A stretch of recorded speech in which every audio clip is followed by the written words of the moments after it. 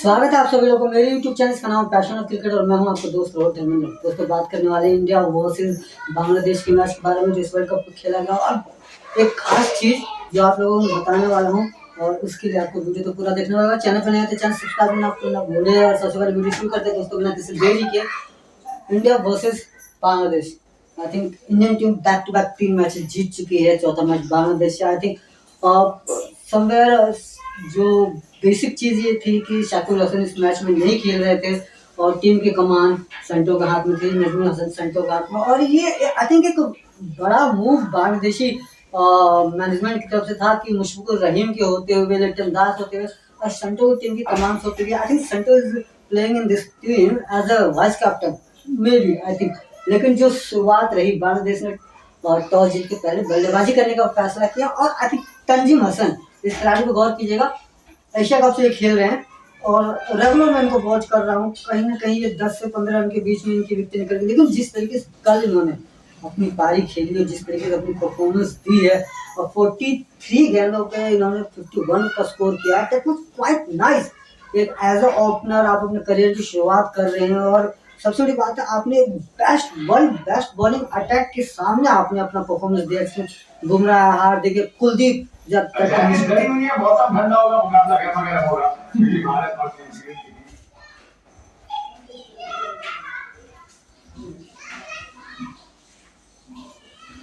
और Kuldeep Yadav, that mystery गाय, जिससे अभी तक किसी भी टीम का पार पाना बड़ा मुश्किल हो रहा है। और उसके खिलाफ अगर आप परफॉर्मेंस दे रहे हैं, Jasprit Bumrah is one of the I think finest and greatest bowler in this current session में कहूँगा। उसके सामने आई थिंक वर्ल्ड क्रिकेट में कोई गेंदबाज टिकता नहीं और उसके अगेंस्ट आप अगर बल्लेबाजी कर रहे हो और आपने 51 बहुमूल्य में कहूँगा 51 जिस तरीके से साझेदारी की लिप्टन दास के साथ, लिप्टन दास ने उसमें 66 का स्कोर किया, बहुत इम्प्रेसिव रहा।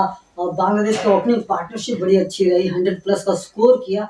लेकिन सडनली से उसके बाद जिस तरीके का लूप आया बांग्लादेशी बल्लेबाज में, रविंद्र जडेजा को शायद ये एनालिस करना भूल गए। क्या आपको ऐसा लगता है जो विकेट रविंद्र जडेजा ने दिलाई, जब संटो को विकेट निकाली उन्होंने और लिप्टन दास की विकेट, ये रविंद्र जडेजा का एनालिस करना आई थिंक कहीं ना कहीं भूल गए। बांग्लादेश टीम को जो होमवर्क रहा, जो टीम मैनेजमेंट, जो एनालिसिस है इनकी, उन्होंने जिस तरीके से अपना होमवर्क किया, कहीं उसमें कमी नजर आई आपको? मेरे को ऐसा लगता है कि शायद एक Kuldeep, specially about Kuldeep and Ravindra, इन दोनों के गेंदबाजी एनालिस करना शायद ये भूल गए। जिस तरीके से दोनों टीम गेंदबाजी करते हैं, वो कहीं बांग्लादेश के लिए मुसीबत बना। या पूरी जो बांग्लादेश ने स्कोर 256 किया, अच्छा स्कोर था, लेकिन समवेयर कहीं अगर ये कंक्लूजन रविंद्र जडेजा के खिलाफ में बेहतरीन तरीके से किया होता था, माइट भी 300+ स्कोर होता।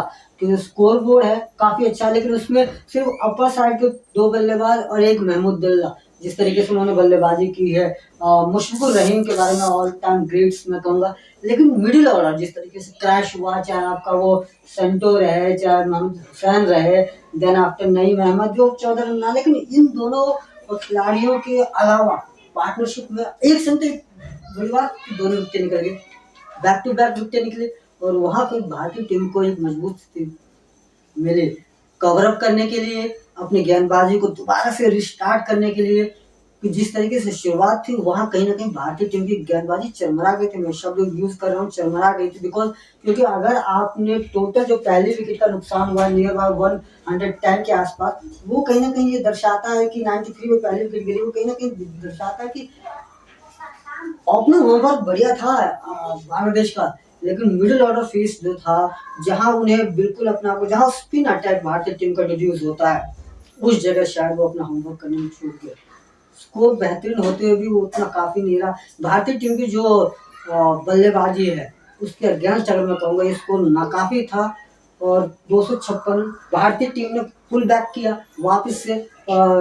रविंद्र जडेजा रहे, कुलदीप यादव रहे, आपका मोहम्मद सिराज, हार्दिक पांड्या जो एक आई थिंक अनलकी फैक्टर रहे कि 3 गेंदे ही डाल पाए, बुमराह।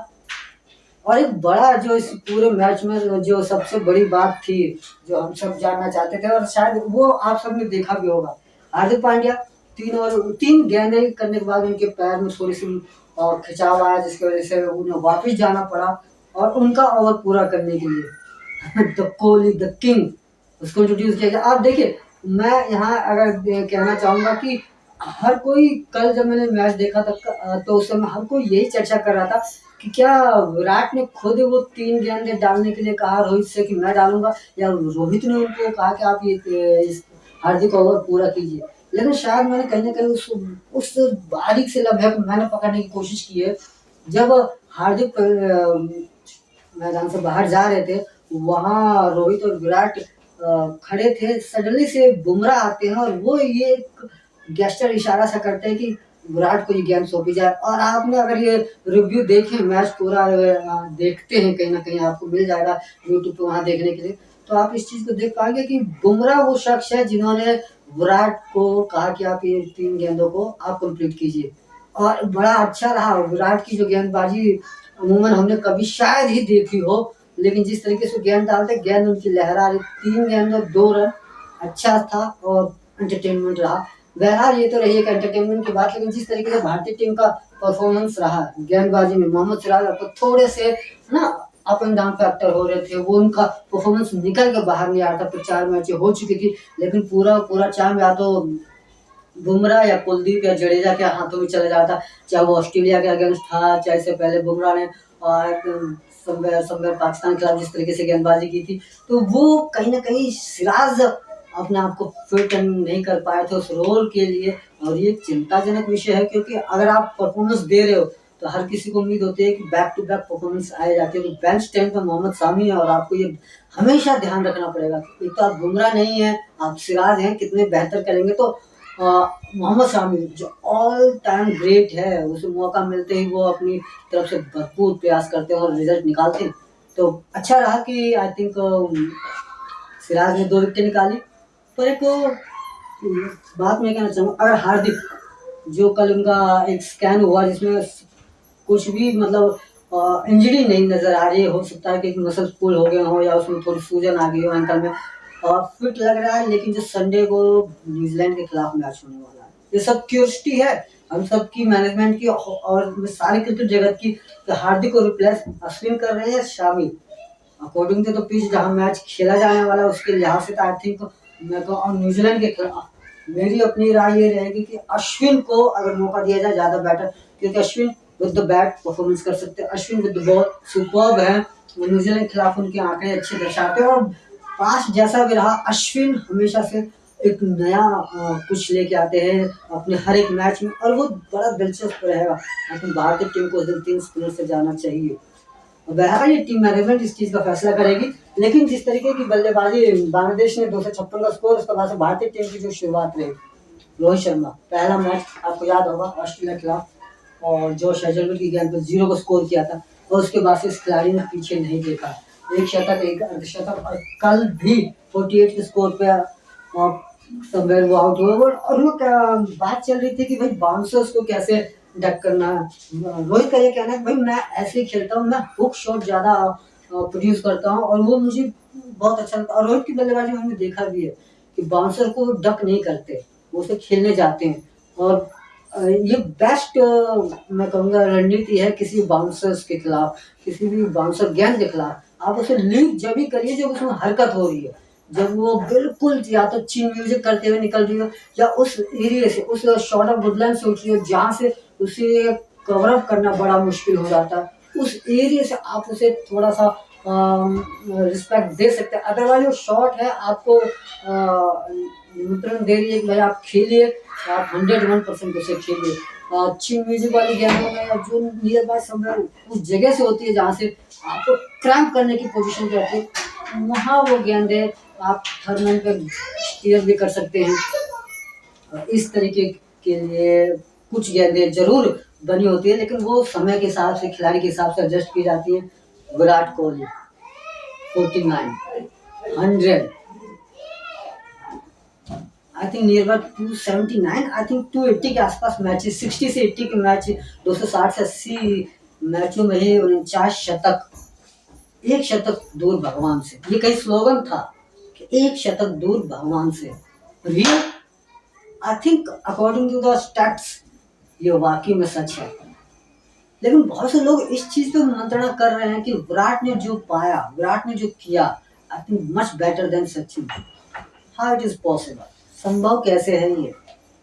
आज के युग में जो आज के समय की क्रिकेट है, मैं अभी थोड़ी सी चर्चा मैच से हटके उस पोजीशन पे आ गया हूँ जहाँ मैं विराट और सचिन के बीच की जो ये एक खींचातान कमेंटेटर्स के बीच में वर्ल्ड क्रिकेट में न्यूज़ में चल रही है उसके बीच। I think Bangladesh, do you remember any bowler who really a bowler? नहीं। पाकिस्तान के खिलाफ Shaheen, I think he is quite not super. Then New Zealand के पास कोई नहीं है, ऑस्ट्रेलिया के पास कोई नहीं है, और वेस्ट इंडीज खेल नहीं रही है। वेस्ट इंडीज के समयकालीन में गेंदबाजी हटी हुई इस लंबे समय से वेस्ट इंडीज के पास कोई इस तरीके का गेंदबाज नहीं रहा। साउथ अफ्रीका के पास नहीं है। मैं गिनवाता हूँ सचिन के समय के गेंदबाज। शुरुआत करते हैं श्रीलंकन टीम से, चमिंडा वार, मुथैया मुरलीधरन। इनको खेल पाना किसी भी आम खिलाड़ी के लिए बेहतरीन नहीं था। उसके बाद से शुरुआत करें पाकिस्तान, वकार, वसीम, शैकलन, मुश्ताक अहमद। देन आपका आ जाते हैं आपका न्यूजीलैंड के पास Chris Harris, Cairns, Dion Nash, Daniel Vettori, Shane Bond. उसके बाद आते हैं आपके पास वेस्ट इंडीज के पास कॉर्टनी एम्ब्रोज, और आपका रोस्टिन, आपका फ्रैंकलिन, शायद आपको याद होगा इस गेंदबाज के बारे में। उसके बाद साउथ अफ्रीका के पास डोनाल्ड मैकमिलन, एक और गेंदबाज थे मखायंतीनी। दैट वाज गेंदबाजी जिस तरीके की वर्ल्ड क्रिकेट में रही है और जिसका सामना सचिन ने किया है। और सचिन ने अपने करियर की शुरुआत 1989 में की विद द मिडिल ऑर्डर। वो मिडिल ऑर्डर बल्लेबाज थे, और उसके 5-6 साल बाद एक 94 अगेंस्ट न्यूजीलैंड इन नेपियर, न्यूजीलैंड में ही उनको मौका मिला जब सिद्धू इंजर्ड हुए, फीवर हो गया था शायद उनको, और वहाँ एक मौका उन्हें मिला था। दैट्स 6 साल बाद अपने करियर शुरुआत करने के बाद, और वहाँ से उन्होंने थोड़ा सा स्टार्ट लिया। तो ये चीज़ें कहना, और उस समय के समयकालीन ऑस्ट्रेलिया में शेन वॉर्न, आप नहीं तुलना कर सकते। मैं ये नहीं कह रहा हूँ कि विराट सुपर आज के क्रिकेट जगत के, आज के जो समय के हिसाब से उसके आसपास कोई नहीं ठहरता। Is one of the greatest, और आवर टाइम ग्रेटेस्ट में है। लेकिन तुलनात्मक स्थिति अगर आप सचिन से करते हैं, ताकि कि सचिन के लिए नाकाफी है, ये क्रिकेट के लिए नाकाफी है।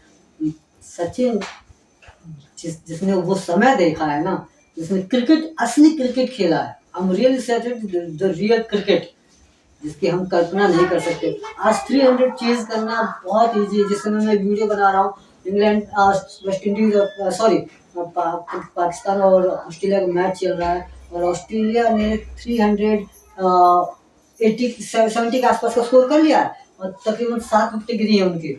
और वार्नर और आपका वो Mitchell Marsh, both are getting 100। गेंदबाजी का लिहाज से देखिए ना, वो बड़ा मुश्किल नजर आता है। भारतीय अब मैच पे चलते हैं। विराट कोहली ने 49 शतक लगाए, 49 शतक उनका सुपर था। मैच को स्टार्ट से बिल्कुल आखिर तक फिनिश किया। और जिस चीज की बात कर रहा था, कि खास बात जो मैं आपको बताने वाला था, वो था भारतीय टीम को जीतने के लिए 2 रन की दरकार थी, विराट को शतक के लिए 3 रन की दरकार थी। और उस समय जो गेंदबाज थे, I think that Naseem Mahmood, कुछ ऐसी करके थे बांग्लादेश के, और उन्होंने जो क्रिकेट जिसे कहते हैं, और जो एक वाकई में जो कल एक फैसला अंपायर ने लिया, उसके बारे में बताने जा रहा हूँ। उन्होंने डाउन द लेग गेंदबाज करे, और ये प्रॉपर दिख रहा था, जानबूझ के वाइड दे गई। विराट ने उसे डक छोड़ दिया उस गेंद को, और अंपायर ने उसे वाइड नहीं दिया। इसका और आपको रिप्ले देखेंगे तो भारतीय ड्रेसिंग रूम में सब भौचक्के थे कि वाइड होते हुए वाइड नहीं दी। आई थिंक अंपायर का वो सटीक फैसला था कि आप जानबूझ के, और डेलिब्रेट पैडिंग जिसे आउट कहा जाता है, जानबूझ के किया हुआ, और आपने कोई ऐसी रणनीति बनाई जो जानबूझ के गलत एंगल से करी जा रही है, उसके लिए फिर आपको वो रिजल्ट नहीं दिया जाएगा। कई बार होता है कि डेलिब्रेट पैडिंग या padding the handling the ball करने पे भी आपको आउट दिया जाता है। कुछ इसी तरीके का निर्णय अंपायर ने रहा, और वो वाइड नहीं दिया। उसके बाद से विराट ने अगली गेंद पे चार्ज करके उसे 6 पे कन्वर्ट किया और अपना शतक कंप्लीट किया। तो क्रिकेट की असली जीत मैं कहूँगा एक विराट के शतक से नहीं, अंपायर के एक महत्वपूर्ण फैसले से क्रिकेट की जीत। बात शतकों की नहीं है, शतक के हिसाब से ये मैच पहले खत्म कर देना चाहिए विराट को।